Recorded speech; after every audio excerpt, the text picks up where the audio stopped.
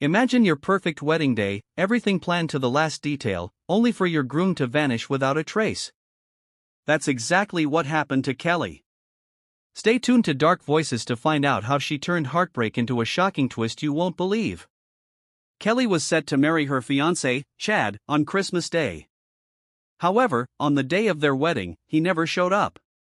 Wanting the wedding to push through, so they wouldn't embarrass themselves before their business partner guests, Kelly's parents hired the delivery guy who brought their cake, Jake Harris, as a stand-in groom.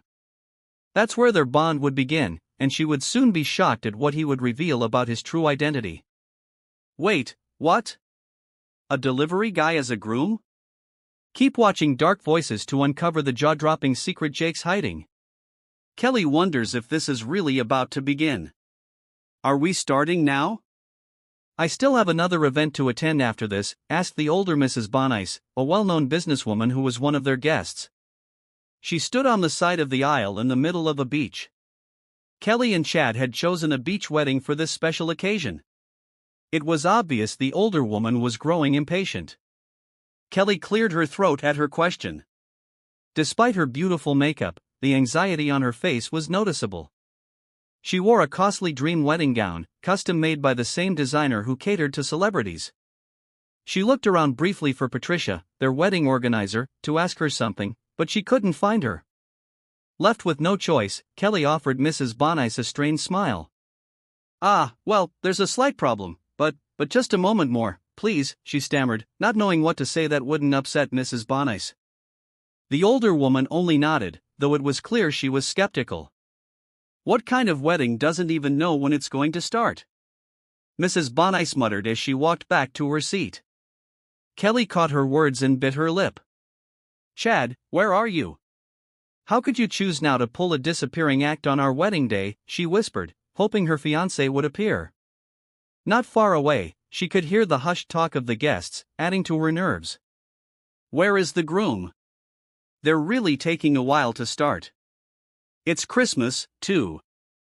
They picked today for their wedding, yet they don't seem prepared at all.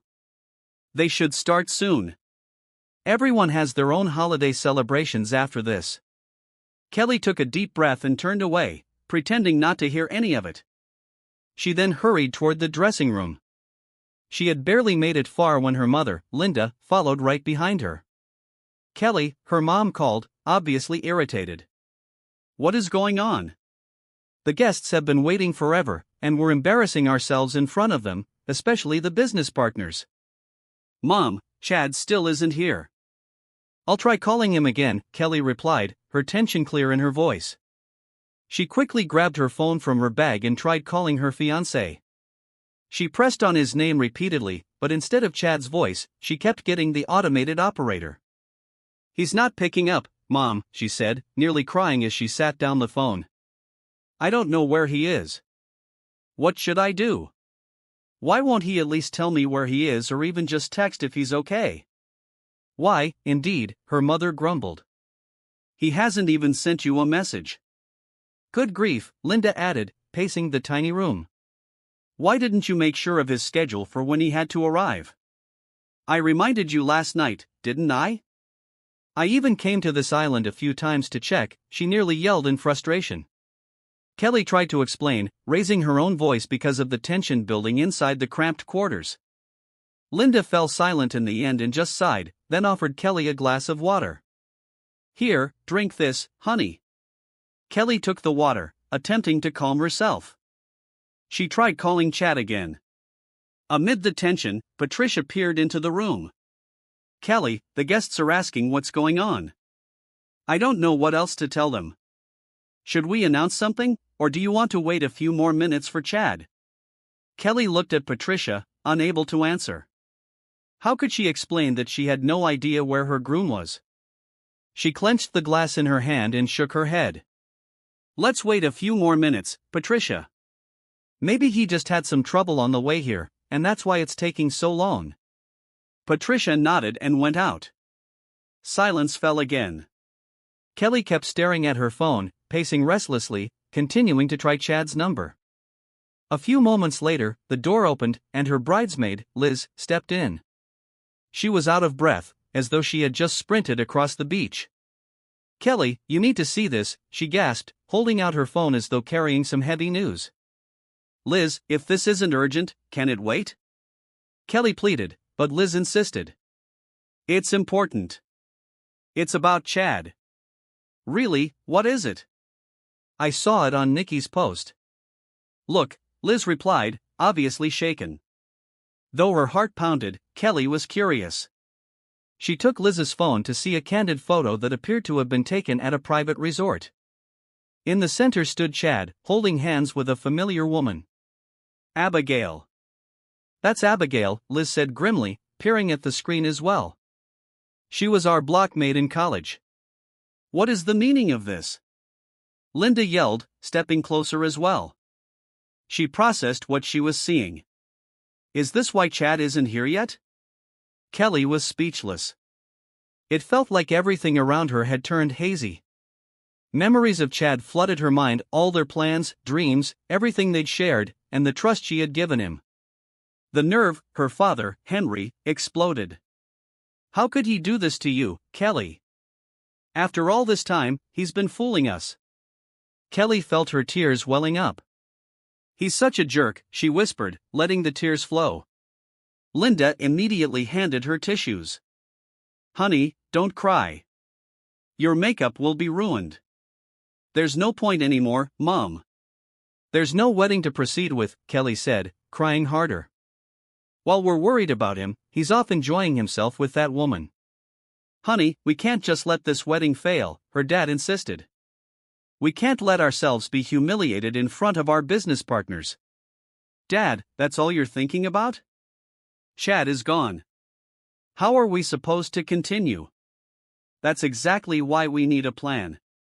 You know what will happen if we enrage those guests, especially the business partners, Linda added. Kelly stared into the nearby mirror. The woman staring back at her looked perfect in her wedding gown, yet inside, Kelly's heart was shattered. Despite her pain, she knew she had to make a decision for their own good and for the sake of their reputation. So, do you have a solution? Kelly asked. Why don't we just tell them the truth, that the wedding isn't happening anymore and just end it? No, that's not possible. We can't have everyone gossiping about us afterward, her mother insisted. We've already kept them waiting too long. They'll be angrier if it turns out we're canceling and haven't said a word until now, her father chimed in. As they deliberated, Patricia, the wedding organizer, returned. It's getting chaotic outside. Some of them are leaving. I told them Chad's on the way to stop them from walking out, she reported. Oh no, we really can't cancel now, Henry murmured. The longer we stall, the angrier they'll be. Neither Linda nor Henry could respond with a solid plan. Then, a sequence of knocks pounded on the door, making them all glance over. Patricia opened it, revealing the man delivering the wedding cake. He was tall, likely in his 30s, just like Kelly.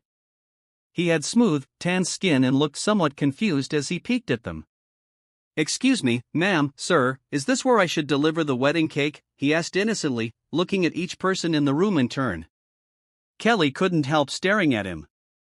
Patricia also seemed to get stuck staring, for reasons she couldn't explain. Both Kelly and Patricia exchanged glances. Patricia, Kelly whispered gently, tugging on the organizer's arm, do you see what I see? Patricia nodded quickly.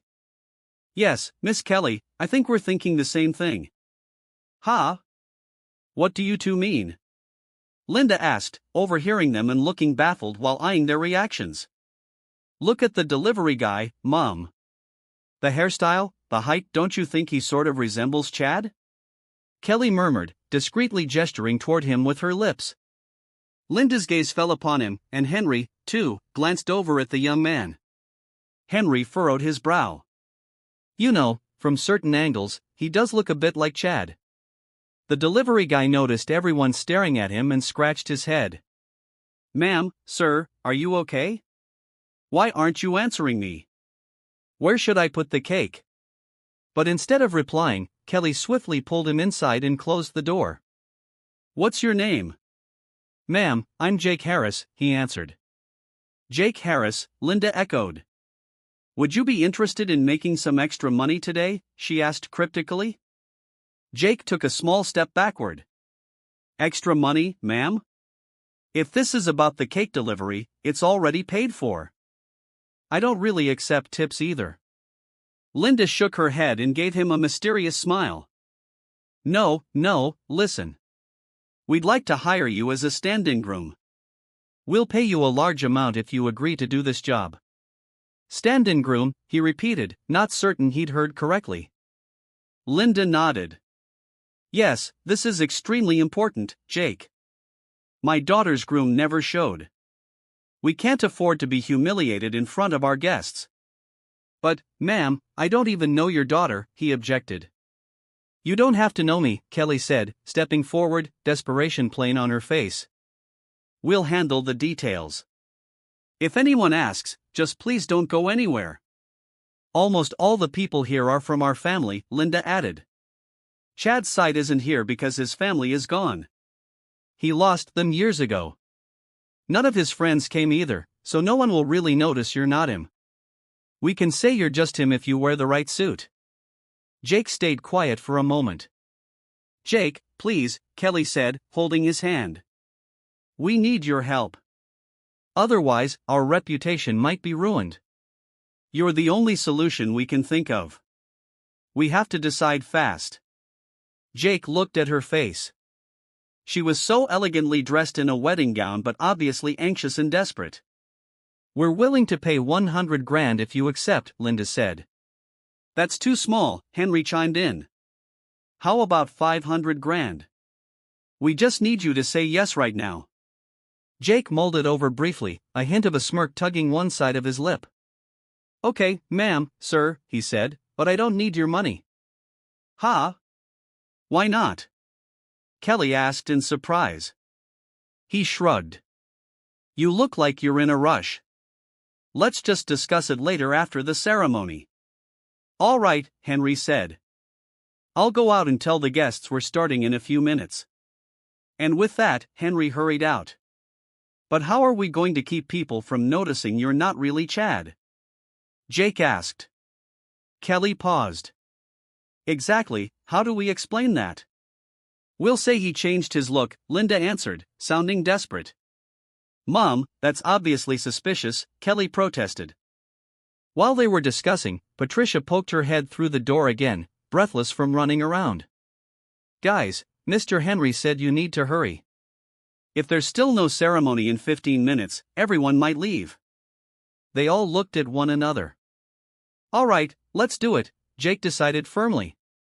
I'll go get changed while you figure out how we'll pull this off. Just do it fast. I've got it. Patricia suddenly shouted.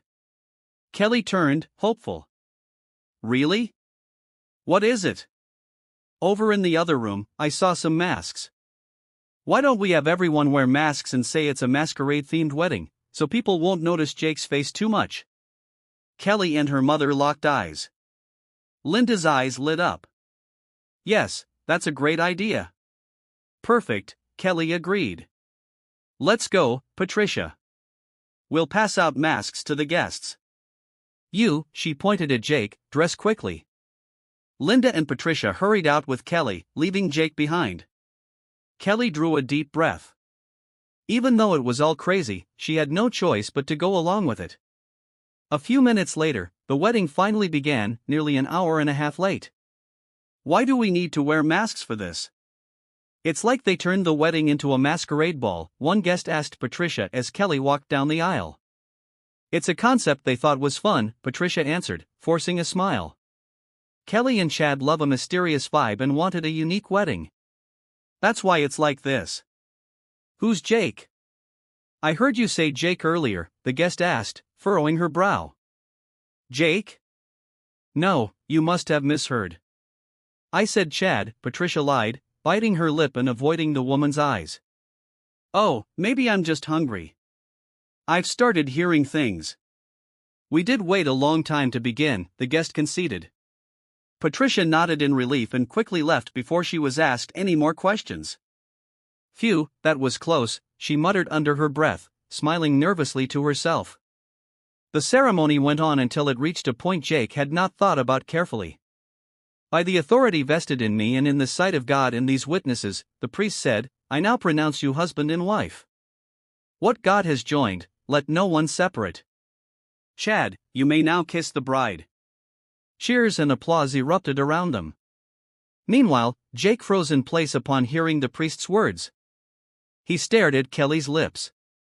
For God's sake, I have to kiss her in front of all these people?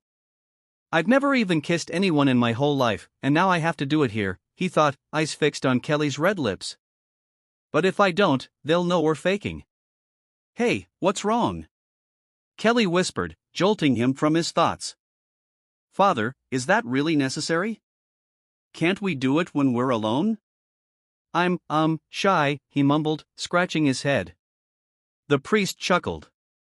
No, it has to be in front of the altar. The crowd began chanting for them to kiss, so Jake reluctantly faced Kelly once more, swallowing hard at the sight of her mouth. Here goes, he thought. He slowly lifted her veil and leaned in until his lips finally met hers. The moment they touched, Jake felt something electric, causing him to linger. Their kiss lasted longer than necessary, drawing even louder cheers from the crowd. When they finally pulled apart, Jake felt strangely unsatisfied, though earlier he had dreaded kissing her in public. Soon after, they moved on to the reception, which was also held on the island. Many guests drank and chatted, sampling various dishes. Amid the noise, Jake still couldn't focus. He kept remembering the feel of Kelly's soft lips and their kiss earlier. Why is this happening to me? He muttered to himself, clutching the side of the table as he tried to calm down. But the more he tried, the clearer the memory of that kiss became. It was just a kiss, Jake. Purely scripted. Nothing special, he scolded himself. Hey, Jake, you look like you're lost in thought, Kelly said, appearing beside him. Are you okay? Don't tell me you want another kiss, she teased. He looked at her and quickly shook his head. And no, I was just thinking how tough it must be to settle down, he lied. Well, technically, it is hard, and we don't even know the real experience yet because that jerk left me at the altar, Kelly muttered, careful not to let others overhear. A while later, Kelly left to greet some guests, and Patricia walked by. She paused next to Jake, smiling mischievously. Congrats, you two were great back there, especially that kiss, she said. Did it look obvious that I was hesitant at first? Jake asked. Kind of in the beginning, but you made up for it by kissing her longer, Patricia replied. Okay, enough. Don't talk too loud, or we'll be found out. I already went through enough with that kiss, Jake complained, glancing around. Patricia lowered her voice. All joking aside, I'm serious, Jake. It might be weird for you, but you guys actually had some chemistry. I found it cute. Jake scratched his head and shook it. That was just the job, okay? Nothing more. Don't go reading too much into it. Oh, not saying anything bad. I'm just telling you what I noticed. Anyway, I'll leave you be, Patricia said with a grin before heading off to handle more tasks. Jake was left alone, trying not to stare at Kelly like a magnet pulling him in. He couldn't understand why he couldn't shake off the memory of her lips, so warm and inviting. Realizing he was getting lost in thought again, he looked away, determined to focus on anything else. When the reception ended, Jake and Kelly walked silently toward the room they were to share on the island for the honeymoon originally intended for Kelly and Chad. Neither one spoke. Every time they accidentally locked eyes, both would look away. Once at the door, Jake spoke first, needing clarity. So, we're staying here for 3 days, right? That's what Miss Linda said. Is that true?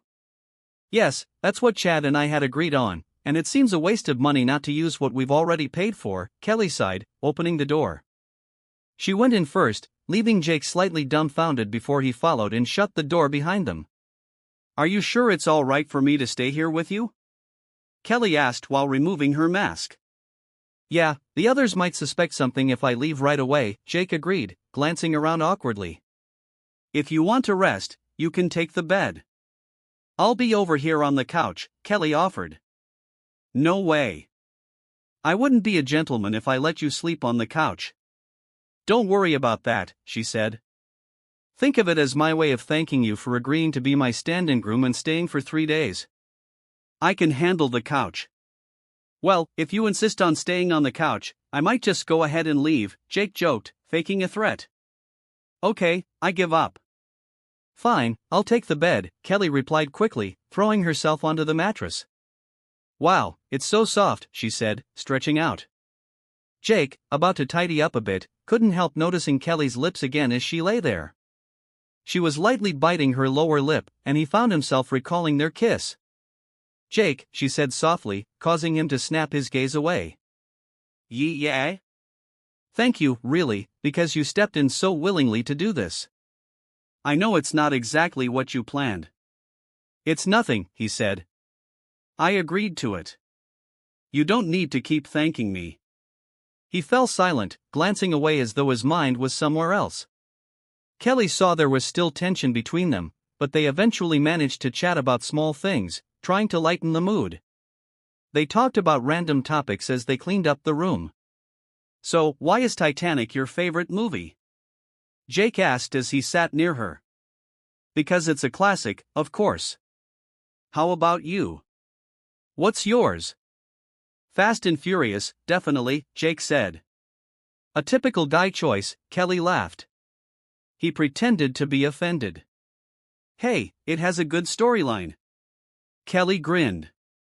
There's something else I've been dying to ask you, she said after a pause.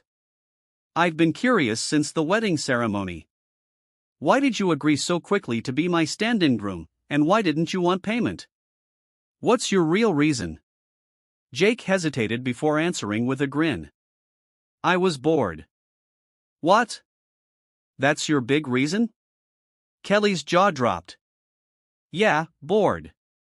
I also wanted some kind of unusual experience, and, well, this came along. That's kind of weird, Kelly teased, shaking her head. But wait, what about your actual job? You can't work for 3 days if you're stuck here. Won't that cost you income? He chuckled a bit. The truth is, I'm not really a delivery guy. If you remember, the bakery owner you ordered from was supposed to deliver the cake personally, but... Oh, that's right. That completely slipped my mind, Kelly said, surprised. So, if you're not a delivery guy and you're not the owner, why'd you bring it? I'm a friend of the owner's. They had an emergency, so they asked me to help out. I was the only one they could rely on in a pinch, Jake explained. Anyway, enough questions for now. Let's get some rest, he said, lying down on the couch. Kelly tried to sleep as well, but Jake was restless and used to the sofa. He ended up sitting back up. From where he was, he had a clear view of Kelly. She was sleeping, lips slightly parted. He sighed, remembering how those lips felt on his. What's wrong with me? Stop it, Jake. It was just a kiss, he muttered, burying his face under a throw pillow. Early the next morning, Kelly awoke to the soft sound of waves outside. Sunlight peeked through the curtains. She remembered Jake's presence and sat up, glancing over at the couch, only to see it empty. Did he really just leave without saying anything? She wondered anxiously. But then she heard a slight noise on the balcony. She got up, tidied herself, and walked outside, where she found Jake sipping coffee and gazing at the ocean. Up early, I see, Kelly greeted, approaching him. Jake glanced over, smiling widely.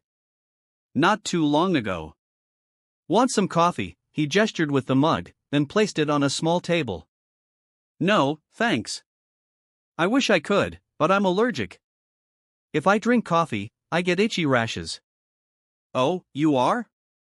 Then maybe some tea instead. It's chilly this morning, so warm tea might do you good. Kelly nodded, watching him prepare tea. He can be so gentlemanly, she mused inwardly, discreetly observing him. Here, Jake said, carefully handing over a steaming cup. It's hot, so be careful.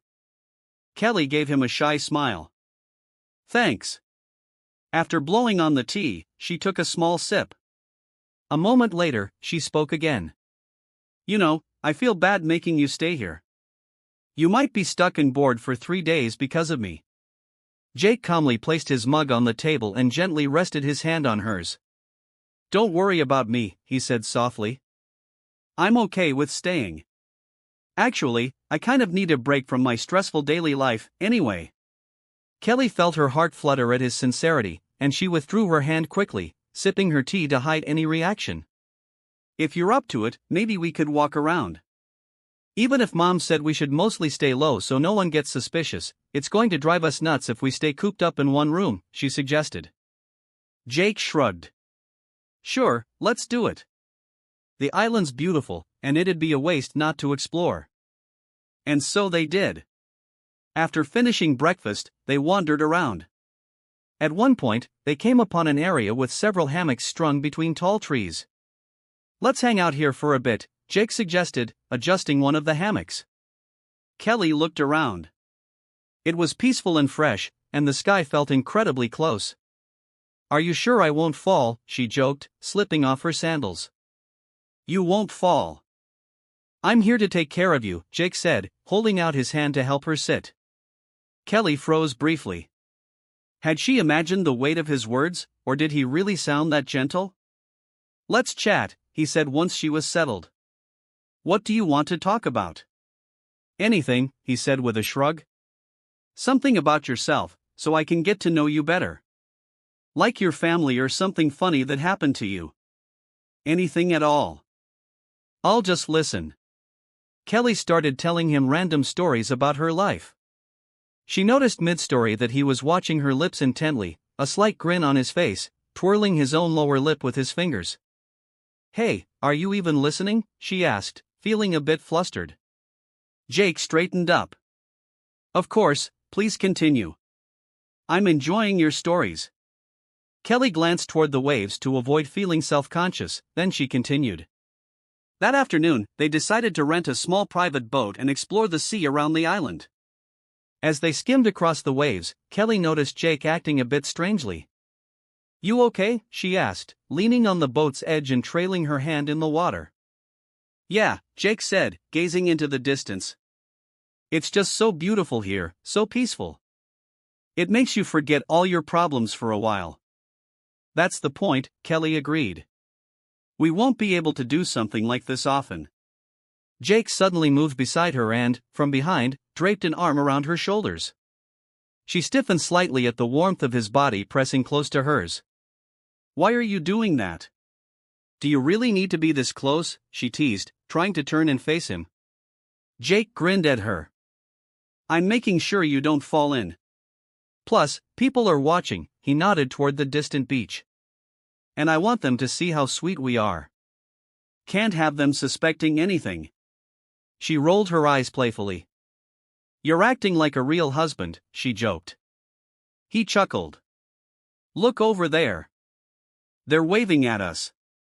Maybe they're expecting us to kiss. Ha, that's your fault for putting your arm around me, Kelly quipped. Jake smirked.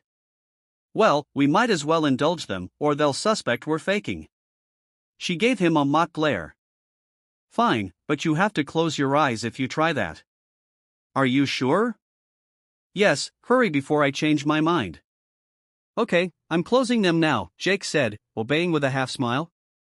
Kelly leaned forward slightly, waiting, heart beating faster than she'd like to admit, as she prepared to do something she never imagined she'd do with someone who was originally just the cake delivery guy, yet now officially her stand-in husband for 3 days. Jake was standing there, waiting for Kelly to kiss him. Kelly smiled because, instead of letting her lips touch his, she placed her 2 fingers together, pretending they were her lips, and pressed them against Jake's mouth.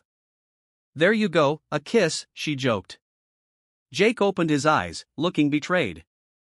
That's not fair. I really thought you were going to kiss me. In your dreams. You can't fool me that easily, Kelly replied. She brushed aside the arm he draped over her shoulder. Jake could only shake his head in amusement at her playful trick. That night, they decided to spend some time by the shore to enjoy the cool ocean breeze. They set up a small bonfire and sat beside it, chatting away. If you ever run into your ex-fiancé again, Jake asked in the middle of their conversation, what do you plan to do? Kelly's expression darkened. If I really see Chad in person, I'll probably punch him just to make up for what he put me through. He humiliated me in front of everyone and wasted our 6-month wedding preparation. Think of all the effort and expenses. What a terrible person, she said, voice filled with bitterness. Jake understood perfectly. If he were in her position, he'd feel just as angry, maybe more. How about you, she added, turning to him. I know this situation's tough on you, too, but you're really good at hiding how you feel. Kelly paused at her own words, then finally nodded. Yeah, you're right. I'm only pretending I'm okay when the truth is, I still hurt like crazy inside because of what happened. But what can I do? Even if I cry buckets of tears, I can't change the fact he deceived me. So what's the point of showing how upset I really am, right? Jake didn't argue. He realized maybe he shouldn't have asked such a blunt question. After a moment, he noticed some guys off to the side, singing and dancing around with loud, energetic music. One man was on guitar, leading the others in an upbeat tune. Jake smiled, watching them have fun, but when he glanced at Kelly, she was just staring quietly into the distance. She looked completely unaffected by the group's boisterous laughter. He stood up, walked over, and tugged her by the hand. Hey, don't be like that. Come on, I've got an idea. Where are we going? Kelly asked, baffled. Let's just say we're going to go have some fun, so you'll feel less miserable, Jake answered, not elaborating further. Once Kelly got to her feet, he grabbed her hand, and they took off at a jog. They stopped right in front of the group of guys. Hey, fellas, Jake called, think we could join you? My wife here is feeling down, and I want to cheer her up. They all stopped dancing and turned to look at him. Sure, man, no problem, one answered eagerly. Let's go. What are we waiting for? Hey, let's play something super lively, another yelled to the guitarist. We've got to hype up this lady. The guitarist paused, then launched into a more upbeat song, whooping. The men began dancing again. Well, what are you waiting for? Jake said to Kelly. Let's dance. He started dancing freestyle. Kelly burst out laughing. She had no idea he could move so fluidly. His body was probably more flexible than hers. Come on, join in, Jake coaxed. The other men joined in, egging her on, until, despite feeling shy, Kelly began to sway to the music. Cheers erupted around her, and she found herself laughing at their silly moves. Jake had been right, this was fun, and it lifted her mood. After a while, Jake slipped over to the guitarist. So, Kelly momentarily stopped dancing, curious what he was up to. Dude, do you know the song Until I Found You? Jake whispered. Absolutely, the guitarist replied. Great pick for a slow dance. Cool, can you play it for us? I want to dance with her to something slower. The guy nodded. Moments later, soft chords floated through the air. Jake returned to Kelly. May I have this dance? He asked, holding out his hand. Yes, say yes, one of the men shouted, while the others nodded excitedly. Without a word, Kelly rested her hands on Jake's shoulders. Jake smiled gently, sliding his arms around her waist as the guitarist's voice rose over the gentle strumming. They swayed slowly, gazing at each other. Do you feel better? Jake asked softly. Kelly nodded. Thank you. Jake drew her closer until their bodies nearly touched. His eyes lingered on her lips, then moved back up to her eyes. Kelly's heart pounded. Why is he looking at me like this, so intently? Is he still just pretending? She wondered. But before Jake could move in any closer, Kelly spoke up. Maybe we should head back to our room. Jake paused, blinking. Oh, you're tired? Yeah, I'm feeling a little sleepy, and it's getting pretty cold, she said. Jake nodded, and they said quick goodbyes to the group. They walked quietly through the sand to their private room. Are you sure you want the couch again? Kelly asked once they were inside. We could switch if you'd rather have the bed. No, it's fine. I slept here last night and did all right, Jake insisted. You're positive? Positive. So go ahead, you take the bed, he said with a grin. Jake lay down on the sofa, but he couldn't sleep. His mind kept drifting to what had happened earlier, dancing with Kelly, how her laughter made him feel, and how good it felt to see her smile. There's no denying it anymore, he whispered to himself. I think I'm falling for her. After a bit, he got up to get some water. While drinking from a glass, he glanced at Kelly, who appeared to be asleep. Setting down his water, Jake crept closer to the bed. It seemed like she was in a deep sleep, so he slowly sat at the edge of the mattress, unable to keep from staring at her gentle, serene face. What an idiot Chad was, Jake muttered under his breath. How could he cheat on someone like you? Someone kind, caring, easy to be with, and this beautiful. Wasn't that enough for him? He chuckled softly. Maybe he had poor eyesight if he couldn't see what a work of art you are, he added. His gaze drifted to Kelly's lips, recalling the kiss they shared during the fake ceremony. He found himself biting his own lower lip. Why do those lips tempt me so much, he mumbled. Ever since that day, it's like I've been hooked. He swallowed. What if I kissed you right now while you're asleep? Just one tiny peck. You probably wouldn't wake up, right? But anxiety struck him. What if she does wake up? She'd think I'm doing something awful. He tried to reassure himself. Just a quick kiss, 3 seconds. She won't even notice, he muttered, inching closer. Yet, at the last second, he chickened out and jumped back, returning to the couch. Come on, Jake, you were so close, he berated himself, burying his face in a pillow. A few seconds later, he sat up again, peering at Kelly's sleeping form. Maybe I should try again, he whispered.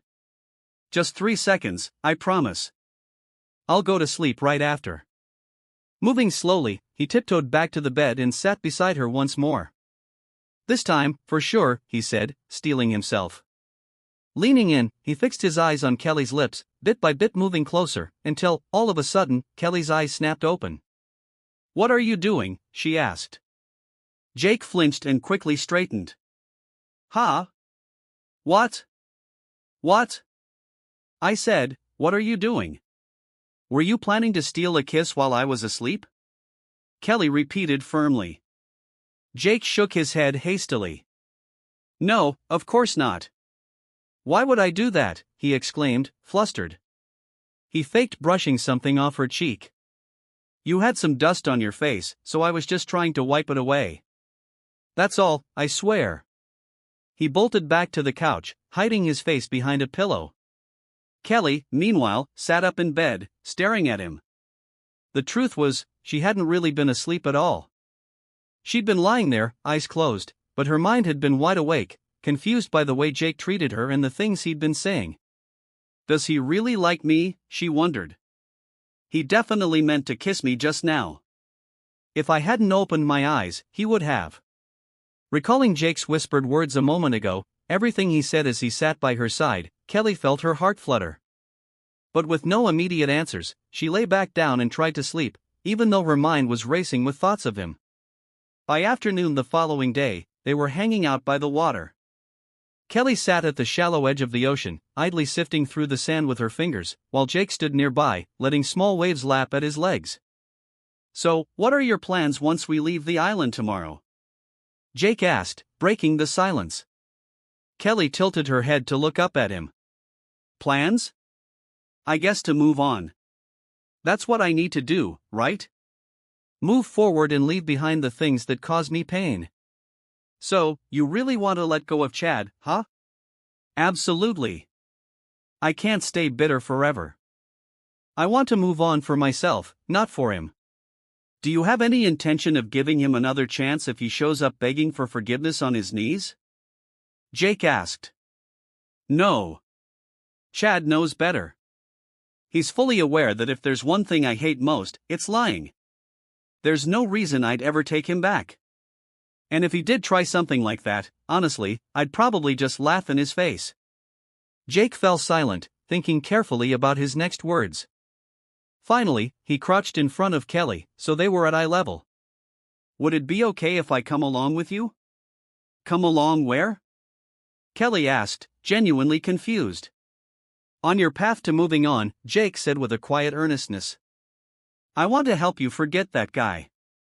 I want to do whatever I can to make you happy. I want to see you someday genuinely smile, really smile, with your eyes. Is that all right? Kelly didn't know how to answer immediately, so she just stared at him, trying to figure out if he was serious or joking. Why? Why would you do this? Jake took a deep breath, gazing briefly out over the horizon before looking her right in the eyes. Because I think I've already fallen for you, Kelly. She froze, staring out at the ocean to avoid his steady gaze. She wasn't sure how to respond. Deep down, she couldn't deny there was a thrill in her heart, but she also knew she wasn't ready to dive into something new. That's pretty fast, Jake, she pointed out softly, once she finally looked at him again. Love isn't measured by how long or short a time you've known someone, he replied. When it hits, it hits. But don't worry about my feelings just yet. I just wanted to be honest. You don't need to rush yourself. I'm willing to wait until you're ready to love again. For now, let me be by your side while you heal. Let me help you create new memories, so you won't dwell on him anymore. Kelly couldn't speak, absorbing each word Jake said. She felt the sincerity in every syllable. Jake took hold of both her hands, trying to get her full attention. Is that okay, Kelly? Can I join you in whatever you do to move forward? He repeated. When she said nothing, Kelly slowly nodded, offering him a gentle smile. All right. I'll let you. Jake beamed at her answer. For him, that was all that mattered, that once they left this island, he would still get to be with Kelly. Thank you, he said. Once we get off this island, you can count on me. Everything I do will be genuine, no more pretending. And I won't let anything distract you from healing. I want you to be fresh, free of worry, and happy. I want you to know you can trust me. True to his word, once they left the island the next day, Jake stayed by Kelly's side. He did everything he could to make her smile and to show her he wasn't going anywhere. Each day that passed, they learned more about each other, and Kelly's heart grew more at ease with him. She realized how vastly different Jake was from Chad, nothing like her ex who had cheated on her. Just 3 months later, they were officially a couple. It was obvious from the way they looked at each other just how happy they were to be starting a new chapter in their lives. Another 8 months passed. It was now August 14th. Kelly found herself in a private garden filled with flowers and strung with fairy lights that cast a romantic glow in the night air. She stood in the middle of the garden, captivated by the shimmering lights all around. Jake had persuaded her to come here, claiming he'd prepared a special dinner. Why go to so much trouble for this? Kelly asked. Is there something special today you haven't told me? She teased, half expecting him to pop out from somewhere. Just then, Jake stepped out from behind a tree, carrying a bouquet of red roses. He wore a neat blazer, and his